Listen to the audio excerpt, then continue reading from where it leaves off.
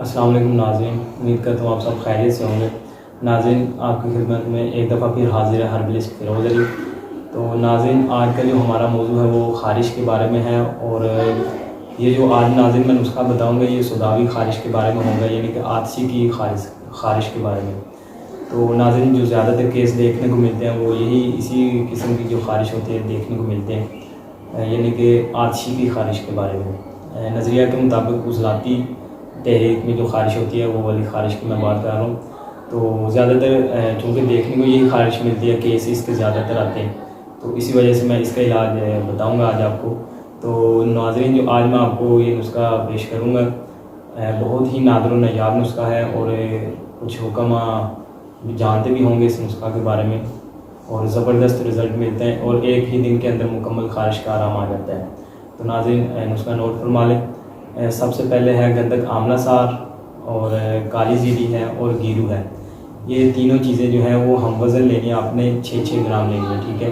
Total in کا وزن ہو جائے گا 18 گرام۔ جب 18 گرام ہو جائے والے صفو بنوانے کے بعد ان کی 3 پوڑیاں بنا لیں، یعنی کہ 6 گرام کی ایک پوڑی، ٹھیک ہے۔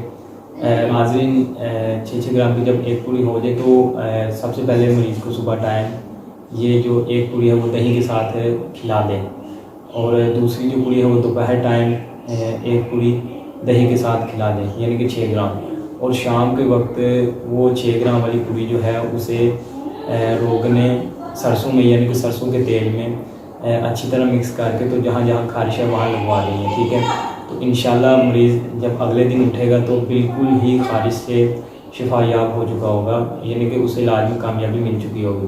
لیکن ناظرین، اس نسخہ کے استعمال کے دوران، یعنی کہ پورا ایک دن، 1-2 چیزیں شرط ہیں اس بارے میں، وہ یہ ہے کہ اس دوا کے دوران کھانا پینا بالکل منع ہے سوائے دہی کے اور پانی کے۔ اس کے علاوہ کوئی چیز نہیں کھانی ہے، دوائی کھانی ہے صرف۔ تو مریض کو جب بھی بھوک لگے دودھ پی لے، دہی کھا لے، بس اس کے علاوہ کچھ نہیں ہے، یا پانی پی لے۔ تو دوائی وغیرہ کھائے تو دہی سے گزارا کرے اس پورا دن، ٹھیک ہے۔ تو اگلے دن جو مرضی کھائے پیے، خارش وغیرہ کا وہ بالکل ٹھیک ہو چکی ہوگی اس کی خارش۔ تو ناظرین، امید کرتا ہوں آپ کو یہ ویڈیو پسند آئی ہوگی۔ اللہ حافظ، فی امان اللہ۔